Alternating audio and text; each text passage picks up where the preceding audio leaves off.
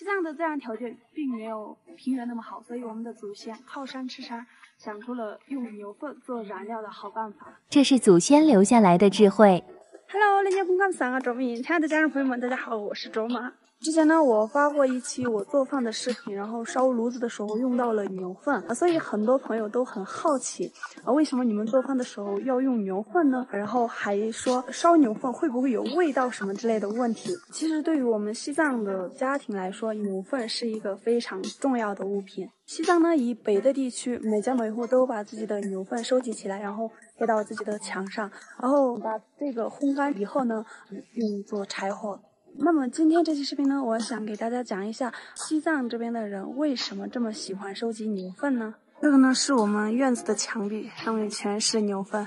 我后面的这些牛呢，是我们家的一部分牛，还有一部分在山上放的，就是他们刚那个下牛粪，然后我们自己手捡起来，然后就是加水之后呢，做成刚刚那种的。我们平时生活的时候都是靠这个蜡，然后点这个蜡。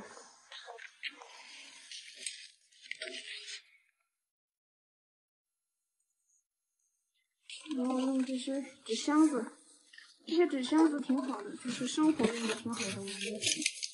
我们平时生活都是靠这些纸箱子，因为牛粪的话，它直接用火柴点着的话，它不会点着的，所以我们都用的是石蜡，然后再加上用的纸箱子，然后再加一些牛粪，然后就可以点着了。生活了，这些都是干牛粪。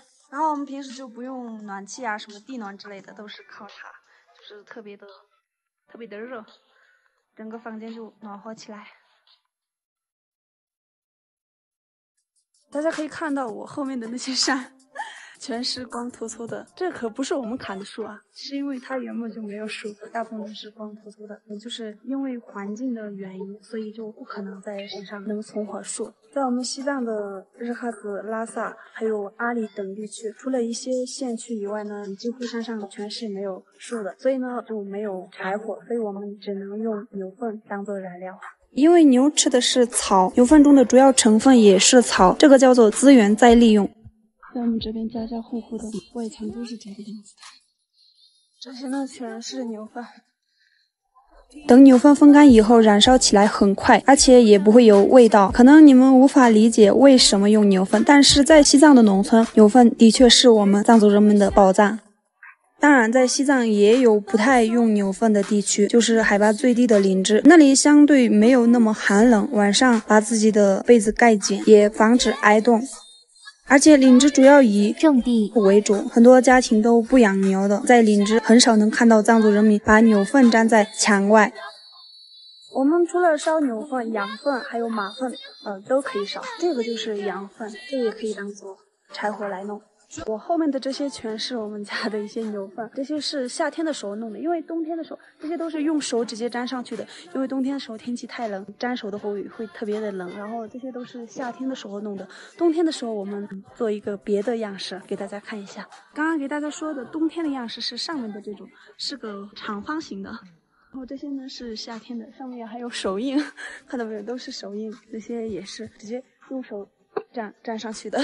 这就是我们藏族人收集牛粪然后把它粘在墙上的原因，就地取材，这也就是我们西藏人的智慧，而且还能保护西藏的环境，一举两得。好了，那么今天的这期视频呢就到这里结束了，我们下期视频再见，拜拜。下期视频更精彩。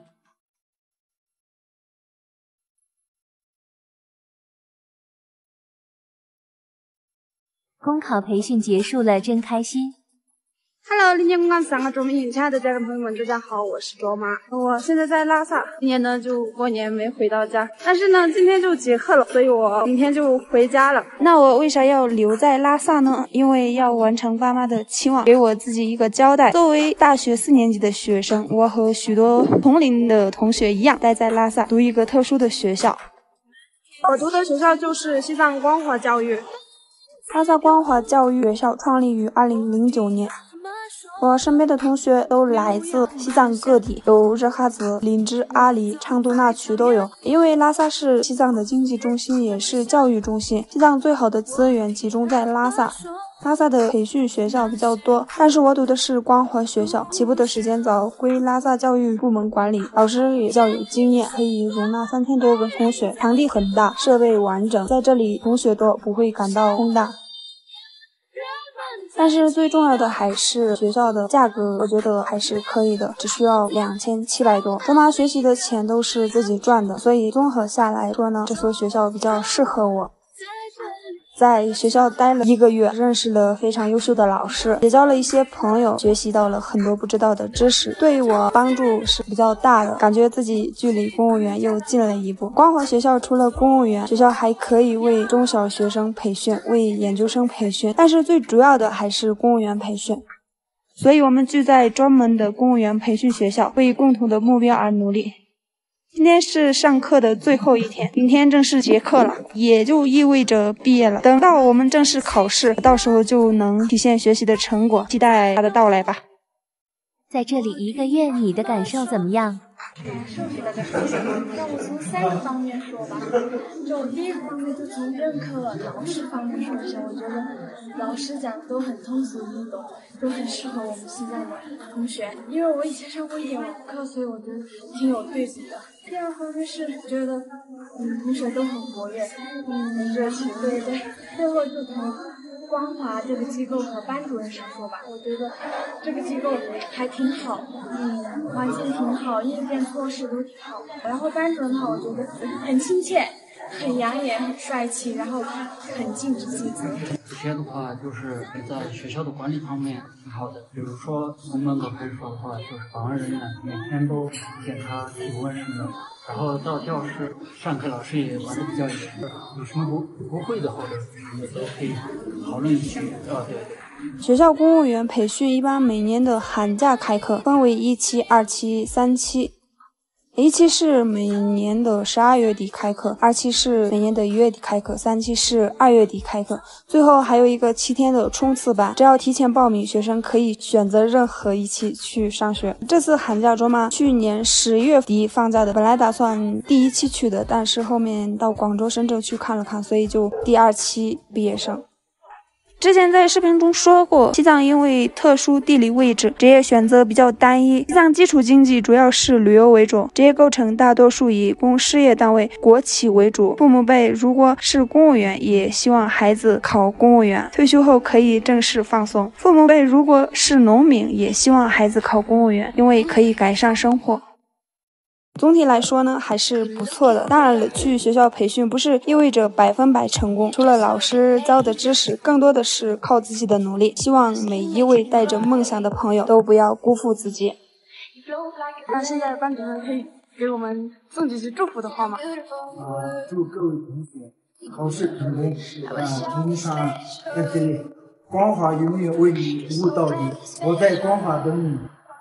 当然了，在西藏也不一定必须是公务员，虽然公务员工资高很稳定，但尝试多种可能也能让人生更精彩。道路需要自己去开拓，靠自己活出不一样的人生，加油追梦人。今天是培训的最后一天，然后最后一节课呢，同学们跟老师玩了一下游戏。我们都是最棒的。